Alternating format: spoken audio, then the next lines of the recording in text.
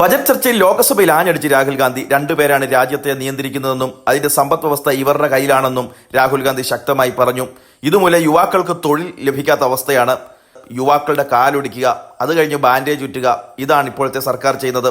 10 വർഷത്തിനിടെ 70 തവണയാണ് ചോദ്യപേപ്പറുകൾ ചോർന്നത്. ബജറ്റ് അവതരണത്തിനിടെ അഭിമന്യുവിനോട് ചെയ്തത് ഇന്ത്യയിലെ ജനങ്ങളോടും തന്നെ ചെയ്തു എന്നാണ് രാഹുൽ ഗാന്ധി വിമർശിച്ചിരിക്കുന്നത്.